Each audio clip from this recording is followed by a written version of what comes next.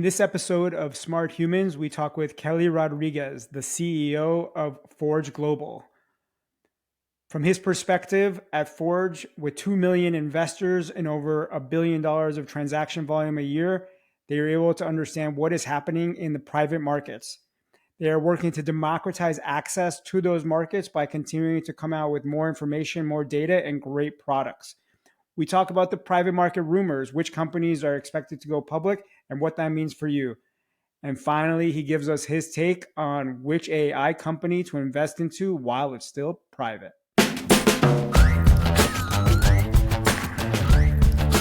Welcome to Smart Humans with Slava Rubin, presented by Vincent. In this alt investing podcast, Slava talks to amazing minds about their investment journey and finds out what it takes to make it in the markets. And now, here's your host and smart human, Slava Rubin.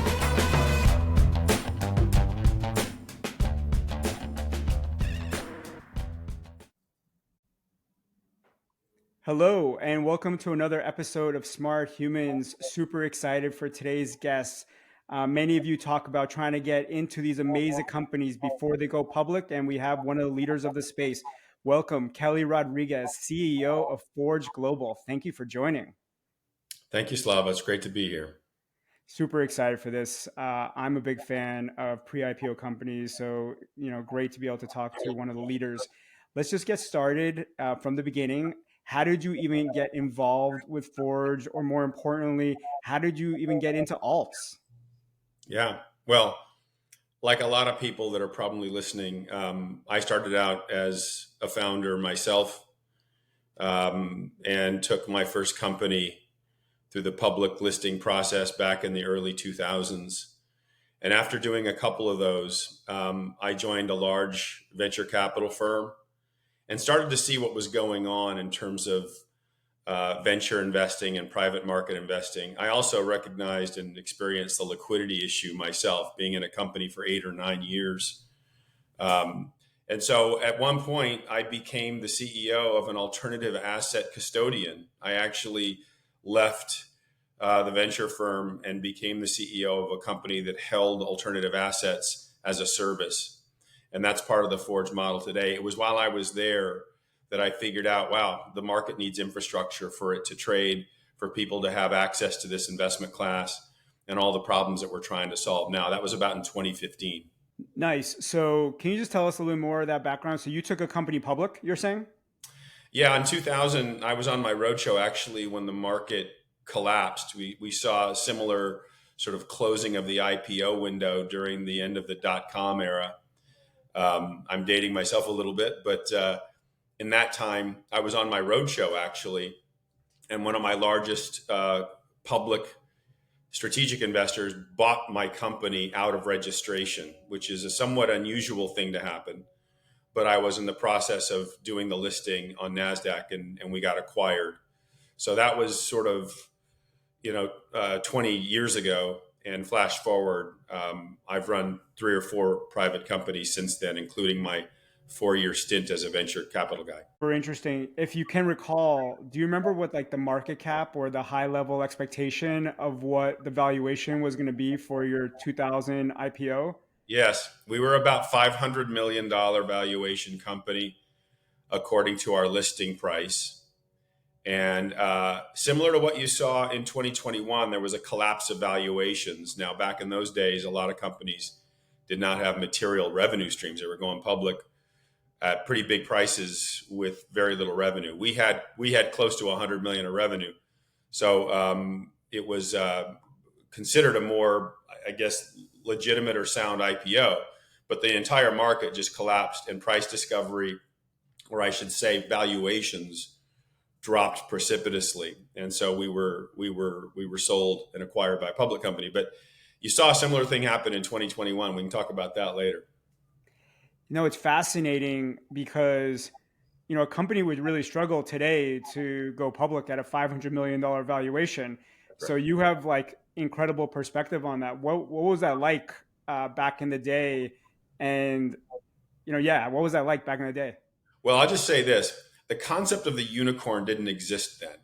Companies were going public on average at a value of about 400 or 500 million. And they were going public in about their fifth or sixth year of life. We were at the time an 8-year-old company. So we were considered kind of an older company to go with revenues of about 90 million. And so, as I looked at what's happened since then, now a $500 million valuation company would not go public. And so, you've now got the timeline extending. Private companies going into the public markets today are somewhere between 12 and 15 years old. So you've got a real shift from back in the early 2000s. Do you have any sense for what like the average IPO price is like in terms of market cap these days compared to your 500 million? I'm going to guess, you know better than me, but I'm going to guess like, I don't know, 5 billion. That's really good. That's very close. It's about 4 billion. And there's obviously some massive names out there that go out like Snowflake and some others that are in the 80 over 100 billion range, but the average is about 4 billion. That's when we looked at it back in 2021. Now the SPACs brought that down because of the big SPAC phenomenon that happened in 2020 and part of 21. That average came down from somewhere around 6 billion. And we'll get into this, but here's obviously the opportunity for Forge Global, right? Which is, it used to be that a company was already public by the time it's 500 million. Now they're waiting until 4 billion. Who's getting all that upside between the early days all the way to that 4 billion, right?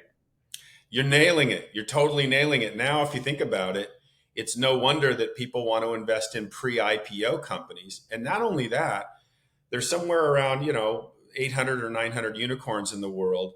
If you think about companies that are 500 million, they're pretty mature. And the truth is, there's probably 2,000 of those if you think about 500 million and above. And so if you want to get that same kind of return that you used to get in an IPO back in the early 2000s, you almost have to come into the pre-IPO space. So Nice. that's something we're seeing. And that's part of the impetus for the founding of Forge. Excellent. So we'll dive into Forge in just a second. I just want to learn a little bit more about you and how you like to invest. So obviously, you must know a thing or two about venture. You were a VC. You started your own companies. Now you run, a whole marketplace around this pre-IPO companies. Outside of that space, which obviously you're exposed to, what else do you like to invest into, or where do you like to put your money? So if I was going to simplify it down to, obviously there's venture, there's crypto, there's private credit, real estate, art, collectibles, etc. How do you think about those categories?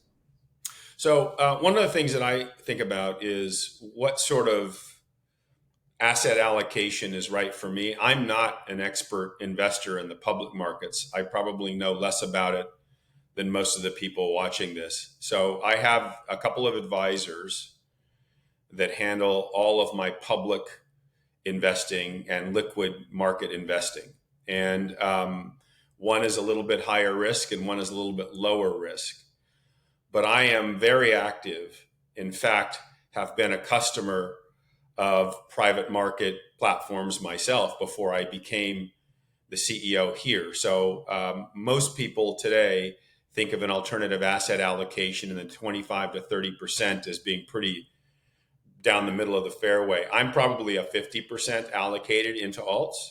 And so I'm a big believer in obviously, the product that we represent here. So I'm a buyer of individual names. I'm also a real estate investor. So I'm all in on alts. I have played with crypto, but my view of crypto is you're either going to come in and ride the next up market when it gets down as it has to 6,000 or 10,000 in the last cycle, or you're going to buy it for the long haul, and you're probably going to have to withstand some devastating drops at times. But I'm probably a 50% alternative asset investor myself, and I'm all self-directed, so I don't do that on an advised basis. Amazing. You're the perfect person to have on the podcast. So the 50% that's in alts, is that over 50% in venture and then sub 50% on the other stuff, real estate, crypto, Yeah, etc.? the vast majority of what I'm doing is I'm buying private company names myself. Can I ask you which ones you like to invest into, or is that the sort of thing you don't want to cover? Here's what I'll tell you. I'm very bullish, like everybody else in the world, on AI. and I'm watching the top 5 or 6 sort of large language model players, in that space. I am still very interested in enterprise software and any subscription-based model players. I don't disclose the exact, I won't disclose the specific names, but I do invest across the private market sector, and I like high gross margin businesses like software and software enabled services. So in the public markets, there's an ETF called the Renaissance ETF, which is like an IPO ETF. Yeah. It's probably like, let's call it easier for some of our listeners to just buy that. Why should they buy that or not buy that, and like go with what it sounds like what you're doing, which is just getting ahead of that in an earlier stage, maybe more risk, maybe a little bit more difficult to execute, etc. What are your thoughts on that? My thoughts on that, and we've looked at that, and I'll just interject here that we have put out the first investable pre-IPO index, and it's up and running now for qualified investors. But when we've looked at the other publicly available options, we track that index ourselves in our data product, and I think it's a fine product if people want exposure. I don't think it represents in the underlying data the actual exposure to private companies, particularly at the price that we believe is relevant and should be tracked. So I think it's a fine investment as a correlation to pre-IPO, but it's not pre-IPO in terms of the underlying pricing data. So again, I'm a fan of it, and I'm in a few of the products that Renaissance is in now as a public investor. So I'm a big fan of that operation. Great. And so that's a good segue as to what do you think of the current market? And that's a very big question with with very few words. But I'm just going to let you just take it wherever you'd like. Just recently Reddit IPO'd, but you could take it way beyond venture if you'd like. Just tell me what you think about the economy, the market, where your head's at. Yeah, look, I think we're going to soon start to see normalized interest rate. Hopefully, I think my headline news here is part of what's happened in the last 10 years has been the result of the zero interest rate environment. That's driven valuations in the private market to insane levels because the cost of capital is so low that people were pretty price resistant to private valuations. Now, with the flipping of that policy, you saw disruption. We call it the Great Reset in private valuations, and the Great Reset is now entering its third year. I think it'll likely complete as interest rates come back down towards the end of 2024. All that having been said, the public market started recovering, in late 22 and early 23. But if you take a look at the markets more broadly, valuations are starting to get high again in the public markets. Now, I believe that as you see more IPOs come into the public market, and I think the Reddit and Astera IPOs are great indicators. When you've got a healthy IPO market, in my view, that's the time that you're going to see a combination of reasonable pricing, as long as interest rates aren't artificially low or crazy high. So my view is we're exiting a period of fear because valuations dropped, interest rates skyrocketed, and the markets have been down, to now into an expansive opportunity with the S&P being up 20% last year. I should note that at the same time the S&P was up 20, that the Forge Private Market Index was down 20, and it's now up for the first time 4% year to date. So I think right now is a really interesting moment to go back into both the public and the private markets. So I'm pretty bullish at this moment. So do you think we're like at the bottom of the S curve? I think we're coming out of the bottom on the private markets. I think we hit that in Q1 of 2023. And so we've seen continual incremental volume improvement for the last 3 quarters of 23, and Q1 is more of the same. So I think we're coming out from the bottom. It's not going to be a J curve anytime soon, but I think you're seeing incremental improvement there. I think we still need to see what happens with interest rates. I think people are a little jittery about what's been said recently about the possibility of a sustained high rate environment. If we reduce that much further, then we'll probably see a little bit of a stall, a delay. Yeah. So And as we record, there's still a lot of money on the sidelines. People have mentioned that maybe the interest rate cuts are going to be slower or not as many as was expected. The public markets are having a reaction to that as we record. It is an election year, so we're having our pre-election recession. But are you saying that don't overthink the day to day, like we're in a bull market and money should be going back to work? yeah, I guess what I'm saying is, while this recovery could be choppy, and I think it is choppy, I'm seeing it in my data. But I'm also seeing institutional investors come back into the private market. So what I think is, even though there's going to be some choppiness, we're still resetting valuations privately. The public markets will face whatever macro adjustments that we're going to have hit in 24. I'd say it's still a time to get back in and just be prepared to ride out some choppiness. Amazing. So, not everybody who listens is an active trader in the private markets. So they might not all be familiar with the scale and how established Forge Global is. Can you just give some color as to how big, how many names, what you guys are doing, how many players you work with, and just give some background for folks to understand?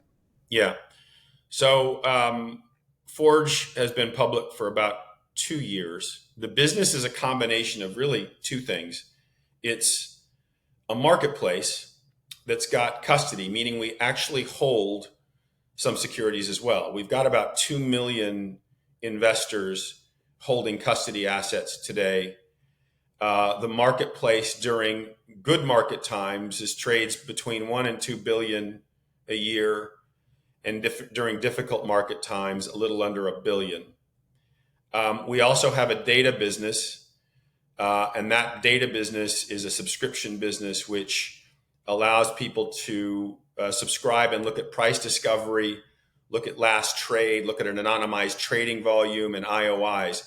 Really, we think part of the problem we're solving there is for price discovery, which is a really tricky thing in the private markets, particularly during difficult times.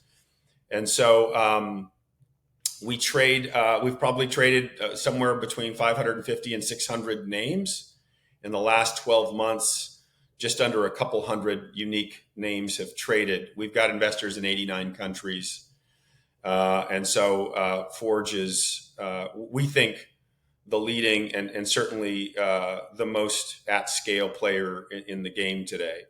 But it's still pretty early days, so we see a 10-year time horizon that it will take to see the standardization of technology, which we're investing heavily in now, to get the market to more mature state. Did you say in the last 12 months it was the 100 to 200 names, or is the 500 to 600? I In wasn't the sure. last 12 months, it's a little under 200 names. Gotcha. So just for perspective for people, so maybe you want to invest into Microsoft, maybe you want to invest into NVIDIA, which everybody's talking about. You just go into your Robinhood app or you go into Charles Schwab or whatever, and you just buy it in the public markets. Some of you have heard about OpenAI, which is super trendy. Maybe it's Stripe or SpaceX with Elon Musk. None of those are in the public markets yet. And if you want to buy them, you have to find them privately, which is exactly where Forge Global comes to play, right? And those names will be maybe part of those 100 to 200 names in the last year. That's right. So the most coveted names in the world, if they're trading, they're likely trading on Forge. You'd go in, you'd open an account. Now, today, to be an investor in any of these names, you have to be an accredited investor to buy individual names. So you'd go in and do the KYC and all that to get onboarded, and then you're able to look at and submit IOIs on a broad range of names, What's including. your Sorry about that. What's your perspective on that? The fact that, I mean, obviously you're just following regulation, which is they have to be accredited. But what's your perspective on, trying to allow, let's call it unaccredited, or the limitation of being accredited to get access to potentially these higher upside opportunities, which is, in my opinion, a little unfair. Yeah, I'll just tell you right now, part of my whole reason for doing this was I felt like there's so many great investment opportunities for investors to have. So much, US wealth is created by, private companies getting big and becoming the next, Amazon or SpaceX. And I feel like access is a huge deal. Now, US regulators are also interested in safety and protection of risk and all that. So I think that there is a way to have this asset class open up. I think one of the biggest questions is how capable is an everyday investor in picking a single stock? Today, you've got ETFs and index funds in the public markets, and a lot of people would rather invest that way. So in the private markets, one of the things I've seen is many of the people that buy on Forge are actually employees of some of these companies. So if you're an AI employee and you sold some of your stock, you might turn around and say, I know more about the AI sector than any financial advisor that could advise me to invest in an individual name. And so I think that there is some value and there's some truth to the fact that individual unaccredited investors that have enough experience should have access to the space. I think regulators are going to continue to watch the space. And then one of the reasons why, and this is the big an announcement we just made yesterday, the investable index, the 75 names that make up the index, will eventually make their way to a retail 40 Act opportunity so that people can buy a basket of 60 private companies that are doing well, highly liquid, and have some level of diversification. So I think my simple answer to the question is we believe more investors should have access. We believe you need to have some expertise to know what name to buy and have some data. We can provide the data. We're not advisors, so we're not going to tell you that Stripe's a good deal or Anduril's a good deal. We're just going to make it available. And then I think everything else comes down to whether or not there's an investable index that allows you to spread your risk around. And that's part of our mandate as Forge, to make that index translate into products that more people can get into. And funny thing is, I'll say this, when we went public, one of the people asked me on the roadshow, hey, why are you guys going public? You're only, 10 years old. We're a relatively young private or a public company. And I said, part of the reason we went public was because we felt that Forge as a stock was an interesting proxy for the entire private market because we're tracking it and we provide access to it. If you So think I'd say, about, yeah. yeah, I mean, if you think about it, what Coinbase is to crypto in terms of beta, you should be for private markets, right? Well, that's part of how we thought about it when we made the decision to go. We felt like there needed to be infrastructure, and our commitment to building private market infrastructure would cover the success of the entire market. Awesome.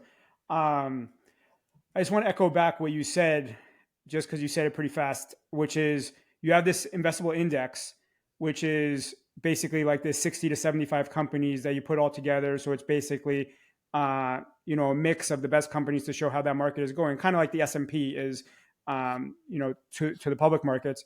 But then you're creating, did I hear this correct, a 40 Act fund, which means you're creating an actual product that people can invest into that will sit on top of leveraging this index? So here's the specifics.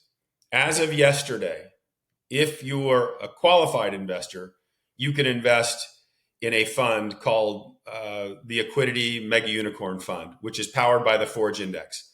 Now, that is a fund for pretty wealthy investors.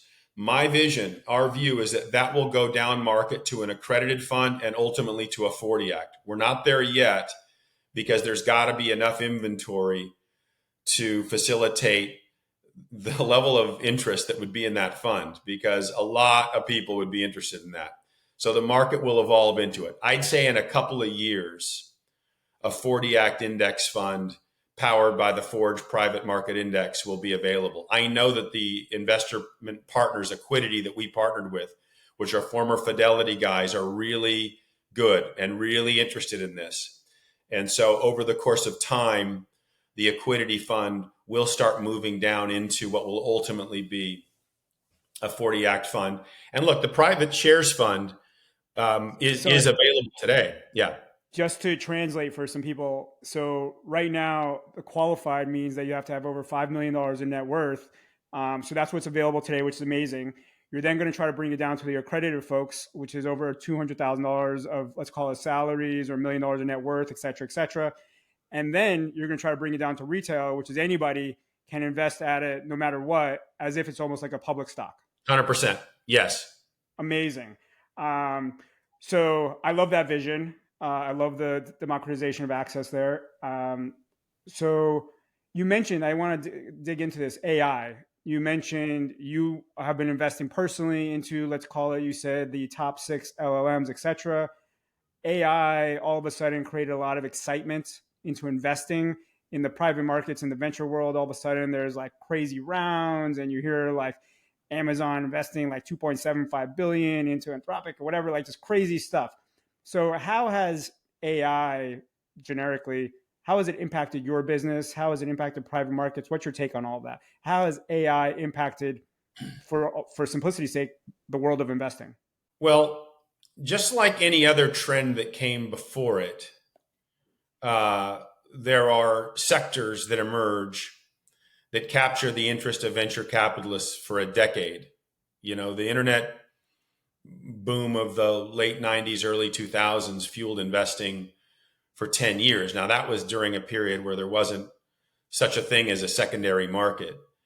The sort of big segment or sector of the decade is AI, and the potential of it, the scale of its impact is so enormous that even venture capitalists are struggling to get into companies. You mentioned Amazon and Microsoft as another example, are making huge investments because they see the infrastructure opportunity around infrastructure tech to build and run large scale AI models. So we think that this has drawn a lot of people back into the market, trying to get into some of these names. They're hard to get into.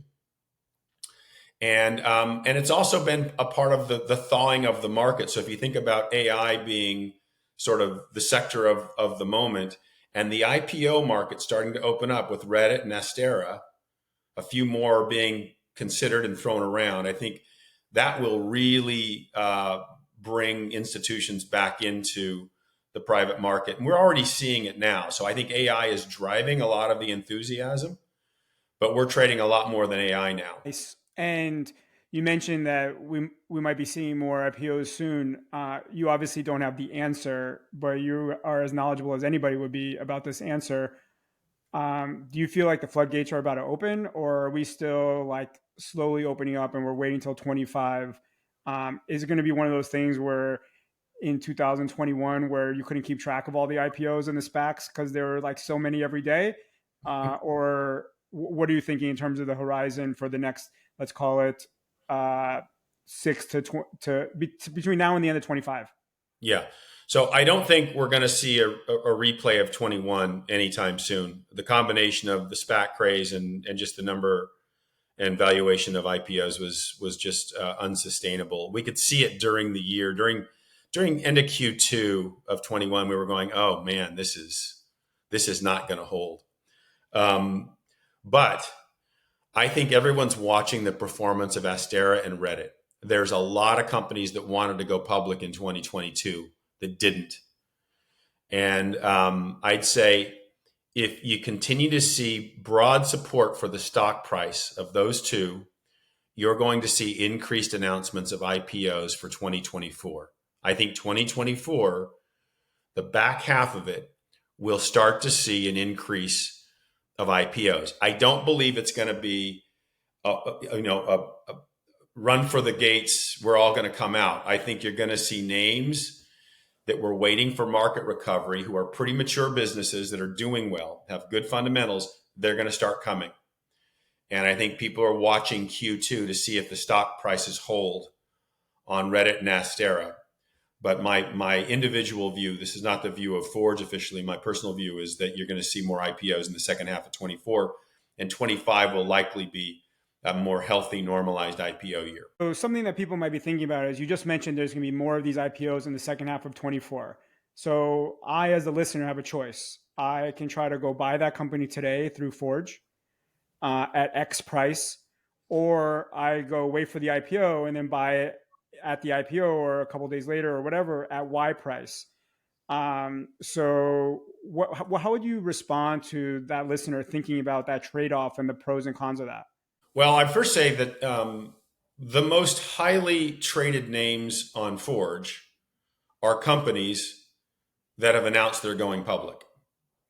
And so both Astera and Reddit were in the Forge Private Market Index as private companies. And they obviously come off the second that they go public. So I'd say that as companies announce, we will see a movement starting with institutions that will come in and want to buy within 6 months of the company's planned IPO. I'd say the individual investor, to the extent that they're qualified and accredited, I mean, not qualified, accredited, needs to determine whether or not they're going to wait until the company's actually public to get in. But what we've seen in the numbers, and I'll go back to the previous period, that in the 6 months previous to an IPO, a lot of trading activity takes place and pricing starts to rise pretty dramatically the closer you get to the IPO. And some of the biggest IPOs at 21 traded privately on Forge at very high volume before they went out, including Palantir, the guys at, gosh, I can't remember now. It's escaping me.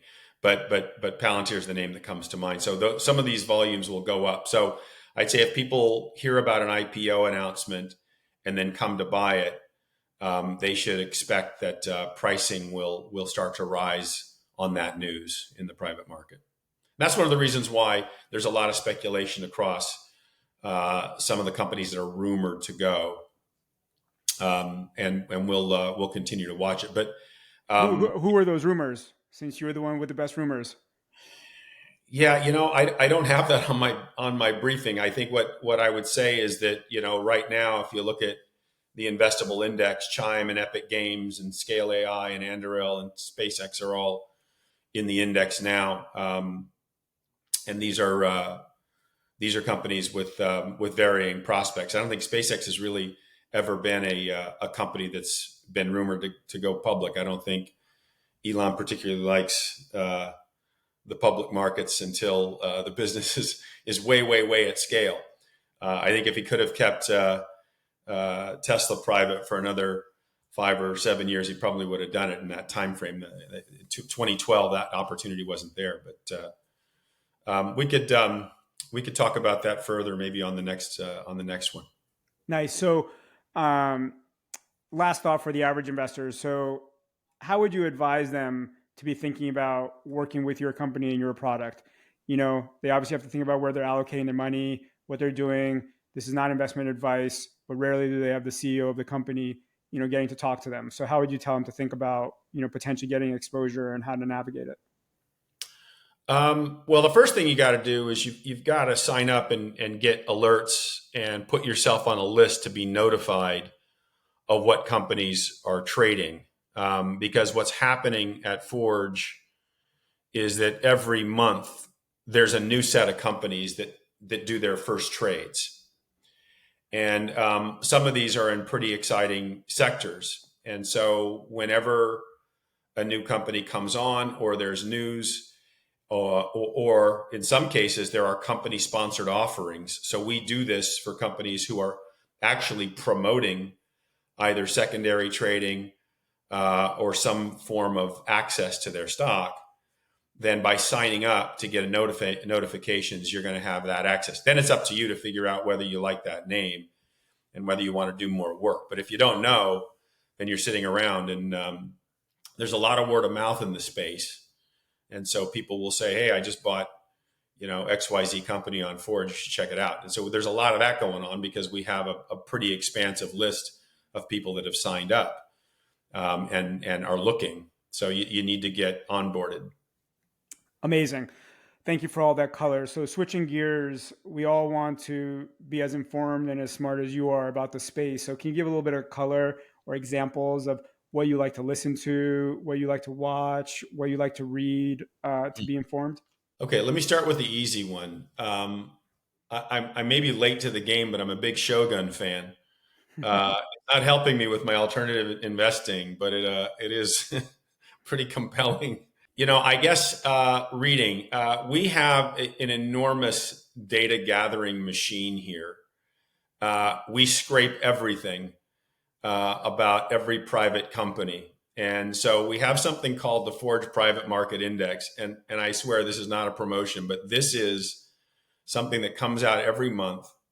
We do an investor roundup quarterly. That to me is the best source of what's going on in the private market that we know of in the world.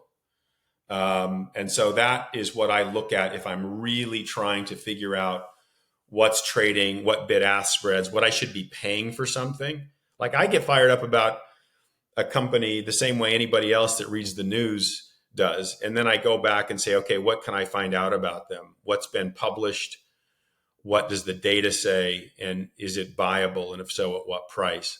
So that's sort of going right down into the ground level of it. I'm looking for podcasts and insights just like everybody else. In fact, I just heard about this podcast not long ago, and I was asking, hey, who's Slava? And let's figure this out. I'm kind of interested in what some of the guests on that show have to say. And I know a bunch of your guests, so it's kind of funny. You had the Republic guy on, and you had Rebecca in from Dealmaker. I think the world of her. So I listen to a lot of the people out there that are talking about it. I'm also talking to venture investors on a fairly regular basis to try and understand. A lot of the viewers might not have that access, but some of those investors do talk, and so that's something that I look for as well. Amazing. The Forge Private Market Index, is that something that we can get access to if we sign up and we can see it, or is that something that you use privately? Oh no! You could sign up to that now. I'm happy to send you the most recent version of it right when we get off. Amazing. I'm also asking on behalf of the listeners. So the last question, I'm putting you on the spot, which is we ask this of all of our guests. 3 years out, we'd like to pick a choice today that what would you invest into specifically that 3 years out you think is going to be a solid performer.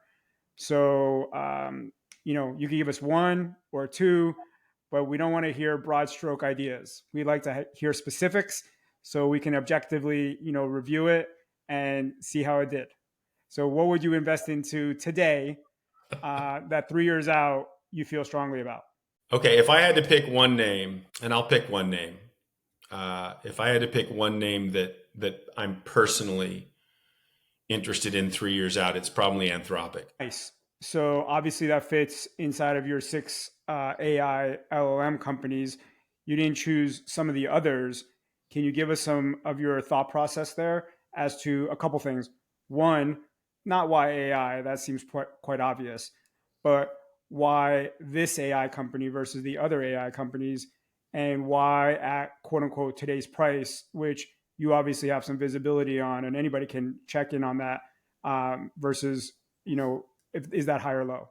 I think the space is pretty crazy right now, and obviously, OpenAI is just off the charts. And so and I'm not making a statement of valuation here, but I am of the mind that if you look across the landscape of the top handful of names that are really in a position to dominate, I'd say the combination of the Amazon deal to create infrastructure that fuels the entire universe of AI-enabled players. I think there's a difference too between the guys that are building large language model businesses and the people who are essentially AI-enabled by some of these. I think that we're at a really interesting moment right now, and there's probably 200 names that are not in that top sort of 5 list. But I'd say Anthropic to me is the fast follower, and I always like the fast follower in the early stage. So I like that name. Wasn't Google a fast follower? They were. Google was a fast follower. Yes, I could make the argument that Tesla was a fast follower. Amazing. Thank you so much. This has been a great discussion. Just to cover what we discussed, you come from wearing so many hats and so much experience of being a founder, taking a company public, but didn't really go public, but then was CEO of multiple companies, was a VC. Back in the day, you were going to go public at 500 million, but that is really not even possible today. Now you have to go at like 4 billion. These days, companies are more like 12 to 15 years old. So there's a ton of opportunity to find these investments in the private markets. There's probably between 800 to 900 unicorns that are out there, if not 2,000 that are over 500 million, which is a vast opportunity of investment potential. The ZERP market has changed, and now we're back to normalizing. So it'll be interesting to see where that all goes. You're definitely into alts, as you invest about 50% into alts, a lot of into venture, and then into some other assets. Obviously, Forge Global is very large and doing incredible work with over 2 million investors, $1 to $2 billion of transaction volume a year, transacting over 500 names, 1 to 200 in the past 12 months, and really working to democratize this towards the people, going from the investable index to qualified, then to accredited, and hopefully one day with a 40 Act to retail.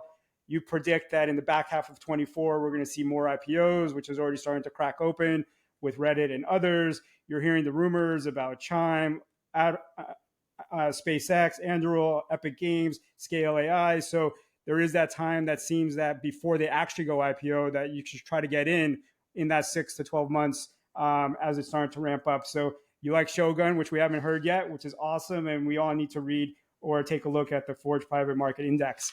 And last but not least, you told us your bet or your investment better is Anthropic. Fast follower is very interesting. Thank you so much, Kelly. This was awesome. Thank you, Slava.